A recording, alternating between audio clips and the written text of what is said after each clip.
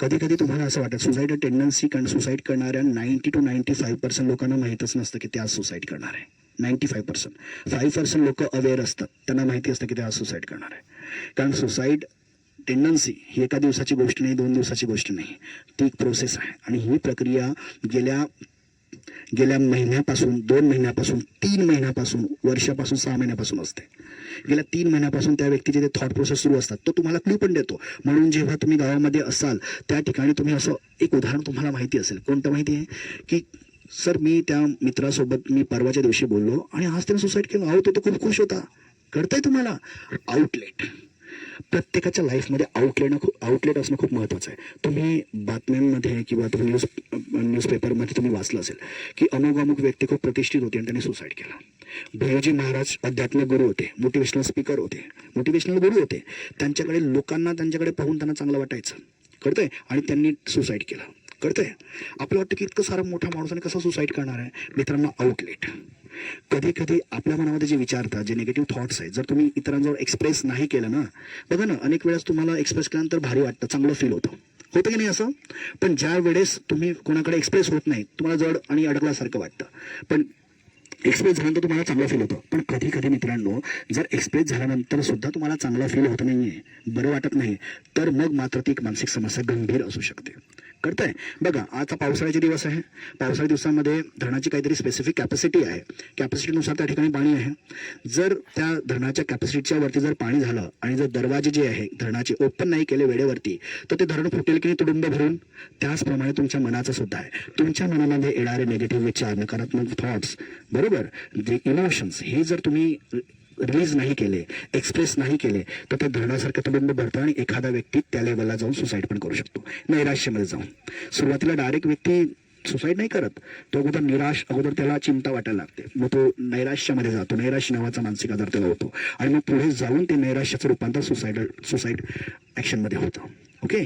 आणि अनेक वेळेस मी बोलतो ना की एखादा व्यक्ती आहे, 2-3 दिवस तुम्हाला भेटला आणि लगेच त्यानं सुसाईड केलं. मित्रांनो बघा, एक्सप्रेस त्याने केलं नाही, पण हा सुसाईड करणारा व्यक्ती, हे लक्ष द्या, महत्वाचं आहे. जर तुमच्यातला एखादा मित्र यूट्यूबवरती नेहमी पोलीस भरतीचे व्हिडिओ पाहत होता, मोटिवेशनल व्हिडिओ पाहत होता, तयारी कशी करावी स्टेप बाय स्टेप, या सगळ्या गोष्टी तो सर्च करण्याची त्याला सवय यूट्यूबवरती. प्रत्येक तो यूट्यूब बाबाला विचारतो किंवा गुगलवरती सर्च करतो. पण अचानक तुमचा मित्र जर यूट्यूबवरती सर्च करतो आहे की आत्महत्या किती प्रकारे केली जाते, कोणत्या प्रकारची सुसाईड किंवा आत्महत्या केल्यानंतर सर्वात कमी त्रास होईल, करताय, आत्महत्या केल्यानंतर मला स्वर्ग भेटेल की नरक भेटेल, अशा प्रकारच्या काल्पनिक गोष्टी, थर्ड क्लास गोष्टी जर तुमच्यासोबत तो विचित्र विचार शेअर करतो आहे, आणि जर तुम्ही बाईकवरती चाललाय आणि तो नेहमी अशा प्रकारे ड्रायव्हिंग करतो की त्याच्यामुळे तुमचा पण घात होऊ शकतो, त्याचा पण होऊ शकतो, दुखापत होऊ शकते, आणि तुम्ही जेव्हा त्याला बोलता व्यवस्थित चालव, तर तो तुम्हाला बोलता जाऊ दे रे, कधी ना कधी ते मरायचं आहे. मान्य करतो, हे नॉर्मल डायलॉग्स आहे.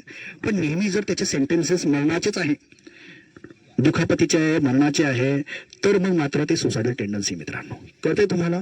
तुमचा मित्र अशा धोक्याचं ठिकाण आहे, त्या ठिकाणी तुम्ही म्हणता अरे बाजूला सर, पडला तर जाशील पडून, ओके जाशील. तर अशा प्रकारे, आणि तो तुम्हाला बोलतो अरे जाऊ दे रे, काय कधी कधी जायचं आहे, असं कळतं. अशा प्रकारचे जे थॉट आहे, याला हलक्यात घ्यायचं नाही बरं का.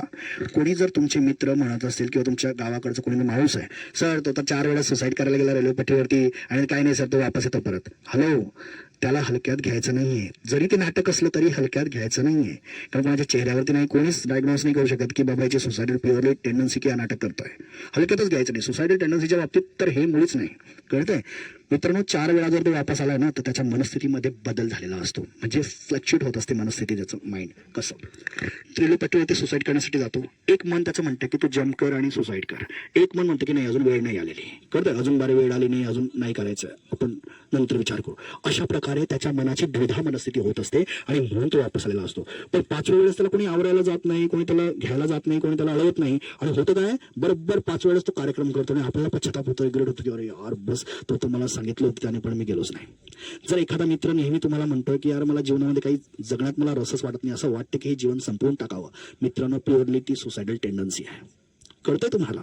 एखादा व्यक्ती जर सुसाइडल अटेम्प्ट करत असेल किंवा एखादा व्यक्ती अशा प्रकारचं कृत्य करत असेल की त्याच्यामुळे त्याच्या जीवाला तर धोकाचा पण इतरांच्या जीवाला पण धोका आहे, ती पण एक सुसाइडल टेंडन्सी आहे. सो अशा प्रकारे जर कोणाला तुम्हाला जर आढळत असेल तुमचे मित्र, कारण मरणारा प्रत्येक व्यक्ती ना जो सुसाईड करतो तो क्लू काही ना काही क्लू देतो. त्याला माहिती नाही की तो सुसाईड करणार आहे, पण कुठं ना कुठं त्याचे सिम्पटम्स हे ते हायलाईट होत असतात, पण आपण त्याला इग्नोर करतो कारण आपल्याला नाही माहिती की हे मेंटल स्टेटस आहे, एक मानसिक स्थिती आहे आणि त्याच्यामध्ये त्याचा दोष नाही. कारण त्या लोकांना सुद्धा कळत नाही त्यांच्यासोबत काय घडत आहे. ज्या लोकांना मानसिक समस्या असतात त्यांची मदत करणं तुमचं कर्तव्य आहे, कारण त्यांना सुद्धा कळत नाही की त्यांच्यासोबत ही टेंडन्सी क्रिएट होते आहे. कळतंय तुम्हाला? सो ही प्युअरली सोसायटी टेंडन्सी आहे. कोणाला जर मरावं असं वाटतंय, आत्महत्येचे विचार त्यांच्या डोक्यामध्ये येत आहे, सगळं संपून टाकावं, तर मित्रांनो ही चुकीची टेंडन्सी आहे. कळतंय तुम्हाला? सो ही सोसायटी टेंडन्सी निर्माण होत असेल तर ती सुद्धा एक मानसिक अवस्था आहे आणि त्याच्यातून बाहेर निघू शकतो एखादा व्यक्ती, बरा होऊ शकतो. आता जर समजा एखाद्या व्यक्तीला जर 5 ते 10 मिनिटं बरं वाटतं, खूप शांत आणि रिलॅक्स फील होतं, पुढचे 10 मिनिटं तो खूप जास्त एक्सायटेड होतो, पुढचे 10 मिनिटं त्याला खूप राग येतो, पुढचे 10 मिनिटं तो निराश आणि उदास फील करतो, तर ही सुद्धा मनाची छिन्न विछिन्न परिस्थिती म्हणजे मनस्थितीमध्ये बदल, हे सुद्धा एक मानसिक समस्या आहे. एखाद्या व्यक्तीला भूकच लागत नाही, जेवणावरची वासना त्याची मिटलेली आहे डायरेक्टली, त्याला जेवण असं वाटत नाही, तर ही सुद्धा एक मानसिक समस्या आहे. एखाद्या व्यक्तीला जर असं वाटतं की सर माझ्या ना शरीरामध्ये वेगवेगळ्या ठिकाणी असं स्वीट टोचल्यासारखं फील होतं आणि एखाद्या ठिकाणी दुखतं, पण मेडिकल रिपोर्ट जर केले ना तर माझे सगळे नील येतात, मग काय म्हणावं याला? कोणी करणी केली असेल माझ्यावरती, कोणी भूतबाधा वगैरे धागेदोरे वगैरे या गोष्टी केली असेल, तर ह्या सगळ्या गोष्टी. सो गोष्ट अशी की हे सगळ्या काय गोष्टी आहे, हे सगळं मानसिक समस्या, मानसिक आजार आहे. मेडिकल रिपोर्ट जेव्हा नील येतात ना तेव्हा आपल्या मनामध्ये एकच असतं थॉट, अरे कोणीतरी आपला गेम केलाय, ओके ना, कोणीतरी लिंबू मारलाय, कोणीतरी कर्णी गाऊट केलाय, काहीतरी भूतबाधा झाली आणि त्याच्यामुळे हा प्रॉब्लेम आहे. असं काय शकतं भाई? मेडिकल, मी तर सायंटिफिक आहे सगळं, ऑलरेडी मी एज्युकेटेड आहे, मी विश्वास ठेवतो, पण मला थोडी काही दिसतंय ना. पण ही शरीराचा प्रॉब्लेम काय आहे? कारण मी जेव्हा रिपोर्ट करतो ते निगेटिव्ह येत आहे. तुम्ही ऐकलं असेल की नाही अशी उदाहरणं? ऐकलंय ना की आम्ही भरपूर रिपोर्ट केले, डॉक्टर केले, दवाखान्यात काहीच नाही, मग बुवाकडे जाण्याची वेळ येते आणि मग तो प्लासिबो इफेक्ट क्रिएट होतो. कारण बुवाकडे गेल्यानंतर 10-15 लोकांना फरक पडलेला असतो. 100%, 60%, 50% नाही, पण 10-15 लोकांना. मित्रांनो, हा प्लासिबो इफेक्ट आहे. म्हणजे काय? फॉर एक्झाम्पल, तुम्ही या ठिकाणी आहात जळगावमध्ये, तुमचे एक स्पेसिफिक फॅमिली डॉक्टर आहे, तुम्ही भरती करण्यासाठी मुंबईला गेलात, त्या ठिकाणी वातावरणाचे चेंज, पाणी चेंज, सगळं जे काही असेल कारण, त्याच्यामुळे तुम्ही आजारी पडलात, तुमच्या काकाकडे तुम्ही मुक्कामी राहिलात आणि काकाने तुम्हाला डॉक्टर आणलं, डॉक्टरांनी प्रिस्क्रिप्शन, सगळ्या गोष्टी ट्रीटमेंट केलं, तुम्हाला बरंच वाटत नाहीये, कारण तुमच्या मनामध्ये एक विश्वास आहे की माझा फॅमिली डॉक्टरच मला बरा करू शकेल. कळतंय तुम्हाला? याला प्लासिबो इफेक्ट म्हणतात. म्हणजे काय? डॉक्टरने किती जरी चांगलं योग्य मेडिसिन दिलं, तो चुकीचा डॉक्टर आहे का? नाही, तो पण MBBS डॉक्टर आहे. भले तुमचा BMS असेल, हा तुमचा डॉक्टर BMS असेल आणि MBBS, सॉरी हा BMS MBBS मी भेद नाही मानत आहे, कळतंय ना, पण मी गोष्ट करतो की MBBS वाले जे आहेत ते पूर्ण टोटल ॲलोपॅथीवाले असतात आणि ॲलोपॅथी मेडिसिन खाण्याची आपल्याला खूप जास्त खूप सवय असते. BMS डॉक्टरचं जे एज्युकेशन असतं, bachelor of Ayurveda medicine surgery, त्यांचं आयुर्वेदाचं मेडिसिन असतं, आयुर्वेदाचं त्यांना नॉलेज असतं. ॲलोपॅथीची फक्त ते आता समाजाचा ते ॲलोपॅथीकडे पाहण्याचा जो दृष्टिकोन आहे, तो विश्वास, जो ट्रस्ट, तो खूप जास्त आहे. म्हणून बिचारे ते BMS डॉक्टरांना आता काय करावं लागतं? ॲलोपॅथी प्रिस्क्राईब करावं लागतं, कारण आपला विश्वास बसायला पाहिजे, धंदा चालला पाहिजे.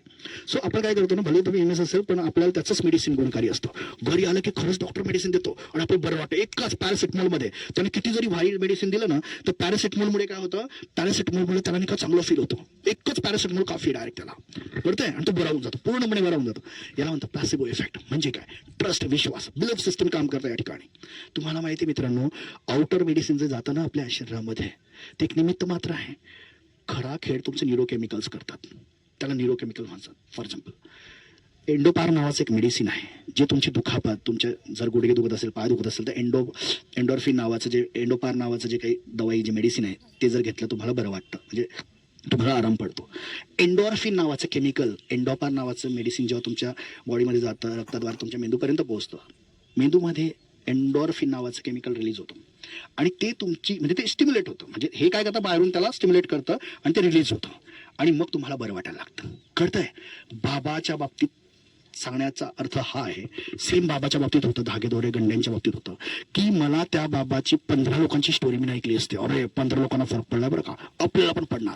मित्रांनो, त्या ठिकाणी होतं की बाबा खरंच धागा देतात, लिंबू जे काही असेल, रख्या देतात, एकदम आयुर्वेदिक औषधी, ती तथाकथित पण ती नसते, ती रख्या बिख्या देतात आणि ती आपण घेतो पाण्यामध्ये मस्त 2-3 टाईम आणि ती धागा पण असतो एकदम मेडल सारखा. तो आपल्याला काय वाटतं, आपण बरे पण होतं की नाही. त्या 15 लोकांपैकी 16वा आपण पण होऊन जातो, आपल्यावर फरक पडला. Placebo effect. तुम्ही बाबावरती ट्रस्ट ठेवला की नाही? ट्रस्ट ठेवला की तुम्ही फुल 200% ट्रस्ट ठेवला, कारण भले 100% लोकांचा रिझल्ट नाही, पण 15% लोकांना फरक पडलाय आणि त्या 15% लोकांना आपण ऐकलं असतं, त्यांनी सांगितलं असतं, म्हणून तो ट्रस्ट क्रिएट होतो, बिलीफ क्रिएट होतं आणि त्या लोकांना बरं वाटायला लागतं. त्यांना जर तथाकथित जर त्यांना वाटलं की भूतबाधा झाली ते पण दूर होते, भले ती मानसिक समस्या असेल. पण मित्रांनो मला सांगा 100% रिझल्ट आहे का हो? जसं डॉक्टरांचा असतो 50% रिझल्ट आहे का? नाही. जर खरोखरच बाबा पॉवरफुल असला असता आपण कोणाच्या विरोधात जात नाही, आपण धर्माच्या जातीच्या असं काही जात नाही. माझं म्हणणं कसं आहे मित्रांनो, तुम्ही धागेदोरे गंडे करा, मला काही हरकत नाही, पण त्याच्यासोबत मेडिकल ट्रीटमेंट करणं खूप आवश्यक आहे.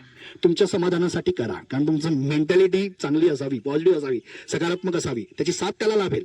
पण गोष्ट अशी आहे की तुम्हाला जर पूर्णपणे बरं व्हायचं असेल तर धागेदोरे गंड्यांनी तुम्ही बरं नाही होऊ शकत. तुम्हाला मेडिकल ट्रीटमेंट घेणे खूप आवश्यक असते. कळतंय? सो अशा प्रकारे लक्षणं जर इतरांमध्ये आढळत असतील तर त्यासाठी स्पेशल डॉक्टर असतात. तुमचा जनरल फिजिशियन डॉक्टर त्याला कामाचा नसतं.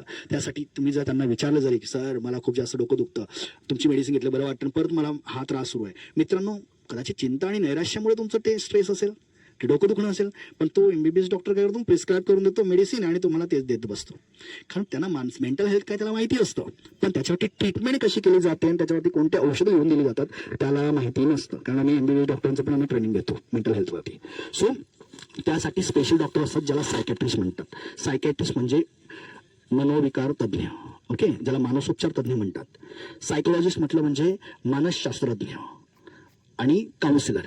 हे जे काउन्सिलर आहे, सायकोलॉजिस्ट आहे, सायकेट्रिस्ट आहे, हे स्पेशली मानसिक आजारांवरती काम करणारे टीम आहे. हे स्पेशली यांचा मानसिक आजाराच्या बाबतीत, डिसऑर्डरच्या बाबतीत अभ्यास असतो आणि यांच्याकडे गेल्यानंतरच तुम्ही तुमचा मानसिक आजार बरा करू शकतो. आता जे मी लक्षणं बघा तुम्हाला सांगितले आहे, तर तुमच्या प्रत्येकाला स्ट्रेस येतो की नाही, तणाव येतो की नाही, चिंता प्रत्येक जण करतो की नाही, तुम्ही मी कोणी असो, निराश प्रत्येकाला वाटते की नाही. तुमच्या मनात प्रश्न असेल ना, सर तुम्ही सांगितलं चिंता वाटलं, निराश वाटणं, उदास वाटणं, एकटं राहणं, एकटं राहून कधी कधी रडावंसं वाटणं, फील होतं मला, कधी कधी मला जगावंसं पण वाटत नाही. तुमच्या माझ्यासारख्या प्रत्येकाला कधी ना कधी फिलिंग येते की नाही, बरोबर ना मित्रांनो.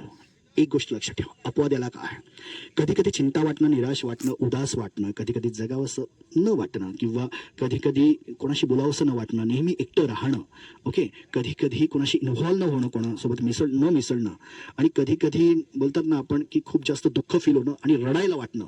तर अशा प्रकारे फिलिंग्स जर तुमच्यामध्ये क्रिएट होत असतील, कधी कधी होत असतील, तर नॉर्मल गोष्ट आहे, म्हणून रिलॅक्स राहा. आता सगळे विचारले जरांनी सिम्पटम सांगितले तर प्रॉब्लेम माझ्यात आहे. जेव्हा मी सिम्पटम सांगितले प्रत्येकामध्ये प्रॉब्लेम तुम्हाला वाटत होता की नाही.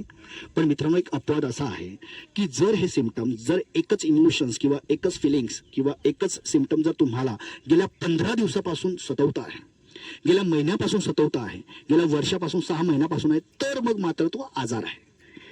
मानसिक आजार आणि आरोग्यामध्ये हा फरक आहे. कळतंय तुम्हाला? कधी कधी होणं, कधी कधी वाटणं नॉर्मल थिंग आहे, पण गेल्या 15 दिवसापासून आहे, गेल्या महिन्यापासून आहे, गेल्या 6 महिन्यापासून आहे, तर मग मात्र ती एक मानसिक समस्या आहे. हा फरक आहे, हा अपवाद आहे.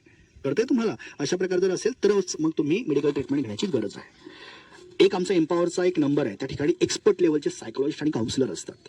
जर तुम्हाला वाटतं की मानसिक समस्याच नाही, तुमच्या लाईफमधले इतर प्रॉब्लेम, म्हणजे फॉर एक्झाम्पल एखाद्याचं अफेअर आहे, ओके, भाई त्याने आता तो 18, 19, 20 वर्षाचाच आहे, पण त्याला असं वाटतं की ती गोष्ट म्हणजे सर्वस्व. आता ती गोष्टीसाठीच मी सर पोलीस भरतीची तयारी करतो, वर्दीत चढली नाही मग दाखवतो. कळतं तुम्हाला? जे काही असेल, मग तुम्ही कॉन्स्टेबलच्या बाबतीत तयारी करत असो किंवा PSI, जे काही असेल तुमचं टार्गेट.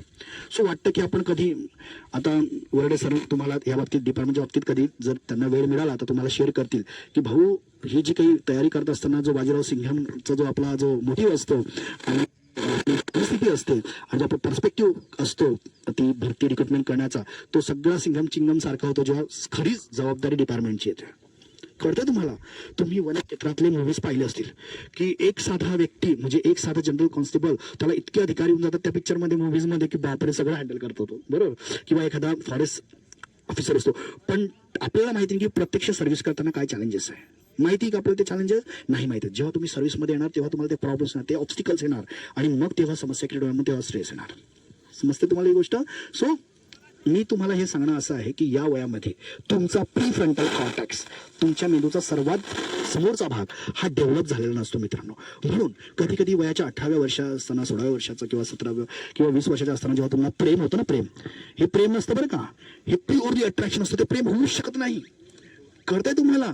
हे प्युअरली अट्रॅक्शन असतं.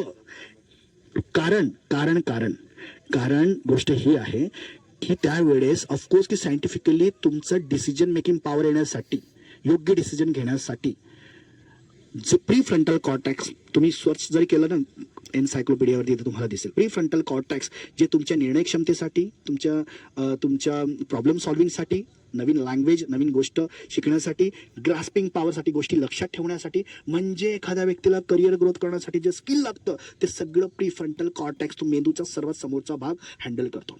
सो ऑफकोर्स मित्रांनो, प्री फ्रंटल कॉर्टेक्स डेव्हलप होण्यासाठी वयाचे 22 ते 23 24 वर्ष लागतात. 23 ते 24 वर्षामध्ये तुमचा प्री फ्रंटल कॉर्टेक्स एखाद्या सामान्य माणसाचा डेव्हलप होतो. सो म्हणून 25व्या वर्षी तुम्ही जे निर्णय घेतात आणि 18व्या वर्षी घेतलेले जे निर्णय तुम्ही हसायला लागता स्वतःवरती. होतं की नाही अशी गोष्ट की सर बघा ना, मी ते 10 रुपयाच्या गाडीसाठी एवढा रडत होतो 12व्या वर्ष असताना, आता मला तर थोडंफार आकर्षण वाटत नाही. कारण का, तुम्ही फिजिकली डेव्हलप नाही झाला, तुम्ही मेंटली पण डेव्हलप होत चालला आहात. एखादा व्यक्ती, सर मी माझ्या गावात एक पोरगा पाहतो सर, तो 18 वर्षाचा आहे, वागतो मात्र 10 वर्षाचा पोरासारखा, लॉलीपॉप मागतो आता.